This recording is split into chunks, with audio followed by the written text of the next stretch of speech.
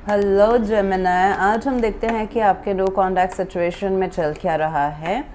आज हम देखेंगे आपकी पर्सन की फीलिंग्स, इंटेंशंस, एक्शंस एंड इस महीने क्या आउटकम होने वाला है इस रिलेशनशिप का, वो हम देखने वाले हैं। ये जो रीडिंग है ये sun, moon, rising and Venus science के लिए हैं। ओह माय गॉड, आपके पर्सन क्यों इतना डिफीटेड फील करते हैं, लेफ्ट आउट फील करते हैं? उनको ये फीलिंग बिल्कुल पसंद नहीं है। क्या आप दोनों के बीच में कुछ अनबन आर्ग्यूमेंट्स हुए हैं जो उनको ऐसा फील करा रहे हैं? They are not at all in a very good energy. Okay, वहीं आपकी एनर्जी मुझे काफ़ी positive and positive and hopeful and stable दिख रही है। आप जो चाहते हैं, what you want in this connection is growth and stability and long term, but उसमें ये पर्सन शायद से थोड़े से डिफ़र करते होंगे। कुछ ना कुछ तो हुआ है, मतलब आप दोनों की एनर्जी इसमें काफ़ी डिफ़र कर रहा है जेमिनी। ये पर्सन अलोन फील करते हैं, डिफीटेड फील करते हैं, गोस्टेड फील करते हैं, या फिर आपको ऐसा वाइब दे रहे हैं वो। And with the 5 of swords काफ़ी दिमाग से सोचा जा रहा है कि ओ माय गॉड, हाँ, बहुत ज़्यादा सोचा जा रहा है, ओवर थिंकिंग है, बहुत लॉजिकली सोचा जा रहा है इस कनेक्शन के बारे में। एंड वो कहीं और मूव तो होना चाहते हैं लेकिन मूव हो नहीं पा रहे हैं, मतलब पीस लाना चाहते हैं अपने लाइफ में by settling this out with you, but वो कर नहीं पा रहे हैं। They are not able to balance both the sides of this relationship, या फिर समथिंग इनसाइड देम। उनके इमोशंस, दिल कुछ और कह रहा है, दिमाग कुछ और कह रहा है, एंड वो कंफ्यूज्ड है, या फिर वो ईगो भी हो सकता है उनका, ego which is stopping them from accepting the reality and then progressing, या फिर इस रिलेशनशिप को उसके आगे लेना, मतलब एक्सेप्टिंग कि आपको क्या पसंद है, आप क्या चाहते हो, फिर मैं क्या प्रोवाइड कर सकती हूँ या सकता हूँ, and then moving it, taking it. And कुछ तो आप दोनों के बीच में जो भी है, हुआ है या नहीं भी हुआ है, स्टिल दिस पर्सन फील्स कि मेरा हार हो गया, ये हार सही नहीं था, मुझे नहीं होना था, या फिर मेरा सेल्फ रेस्पेक्ट, या फिर मेरी इज्जत चली गई, या फिर मेरा जो है ना इस I don't have a worth in this connection, ऐसा भी उनको लग सकता है अगर बहुत ज़्यादा डाउन नीचे का सोच रहे हैं। डिप्रेशन में भी जा सकते हैं, ओवरनाइट थिंकिंग भी है, एंजाइटी भी है।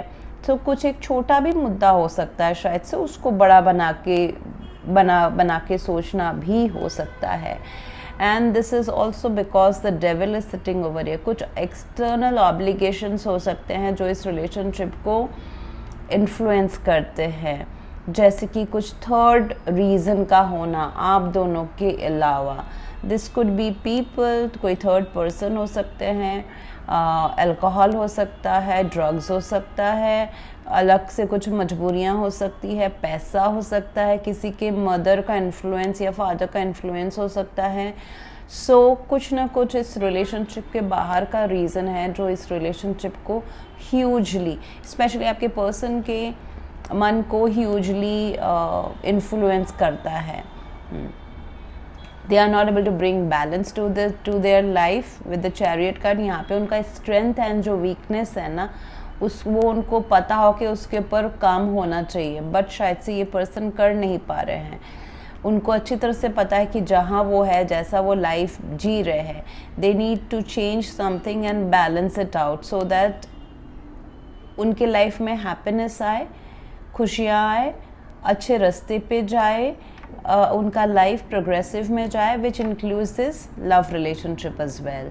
ऐसा भी हो सकता है कि यू आर ऑलरेडी कमिटेड या मैरिड टू दिस पर्सन, उसमें डिफ़िकल्टीज तो हैं। ऐसा भी हो सकता है अगर आप मैरिड है या कमिटेड है तो आप प्रेग्नेंट है, या फिर आप कंसीव करने वाले हैं, या फिर you are looking for something very big from this family, या फिर from this love connection, या from this person which is extension of your family, extending family, long term, खुशी खुशी रहना। money could also be a reason, okay, आप दोनों के बीच के अनबन के। you are looking to create something, लेकिन ये person is कुछ ऑब्स्ट्रक्शंस में घिरे हुए हैं। अभी उस ऑब्स्ट्रक्शंस या वो हर्डल्स या वो एडिक्शंस या वो डेविलिश की मैं यहाँ पे व्याख्या नहीं करूँगी। ये एक जनरल रीडिंग है, 1000 रीज़न हो सकते हैं, वो हम क्लैरिफाई करते हैं जब किसी एक ही पर्सन की हमें एनर्जी डिग डाउन करनी होती है, डिकोड करनी होती है। सो एडवाइस, ये पर्सन इस फीलिंग से ज़रूर निकलेंगे, कभी ना कभी तो निकलेंगे, कुछ दिनों से महीनों लग सकते हैं।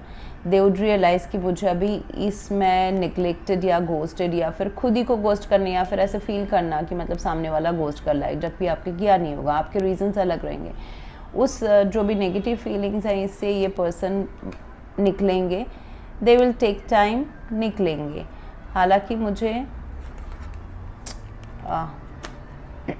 there is a good news, there is a good news in the outcome.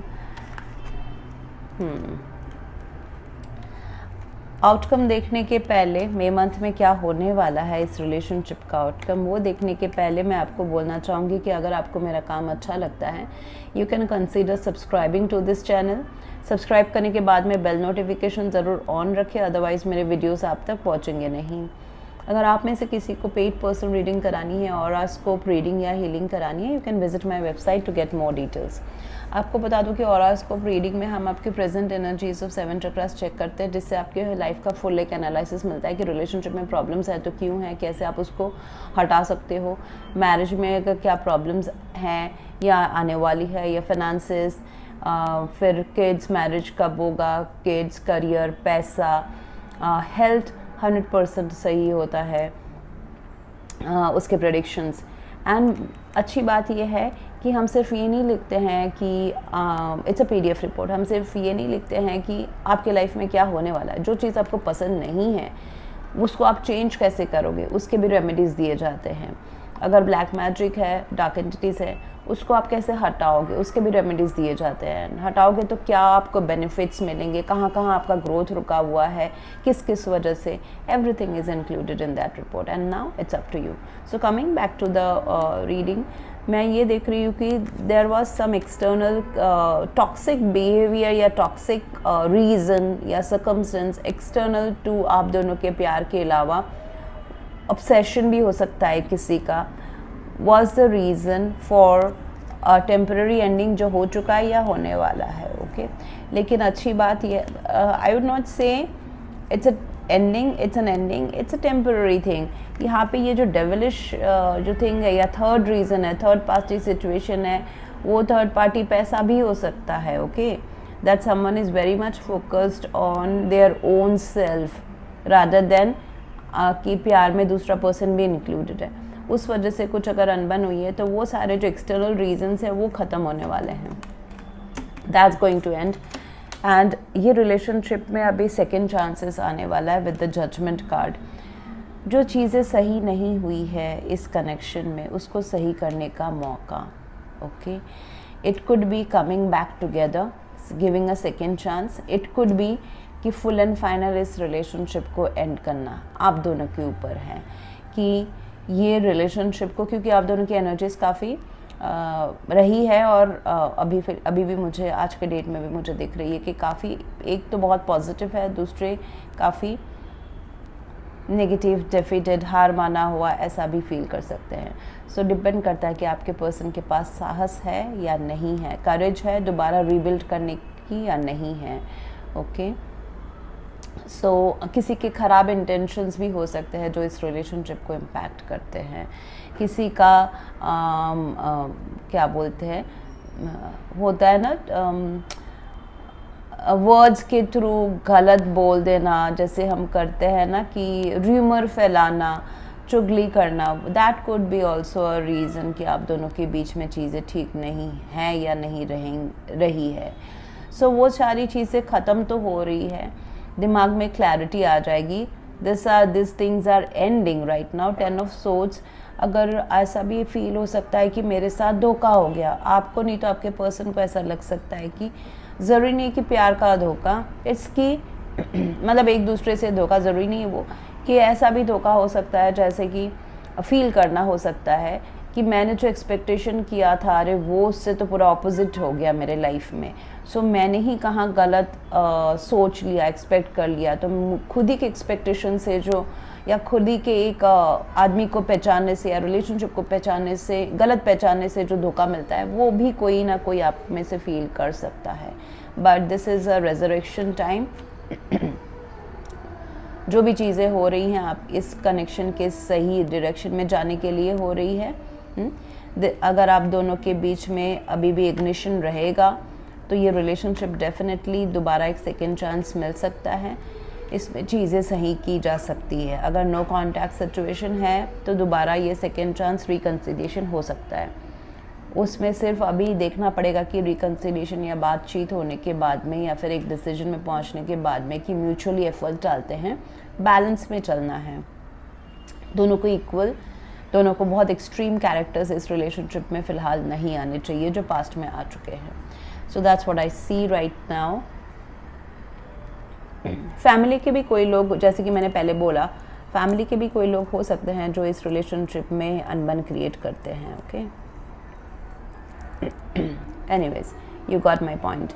So this is what I have for you right now, Gemini. If you want to go for a paid personal reading or a scope reading or healing, you can visit my website. And thank you very much for watching. Please do like, share, comment and subscribe. Thank you.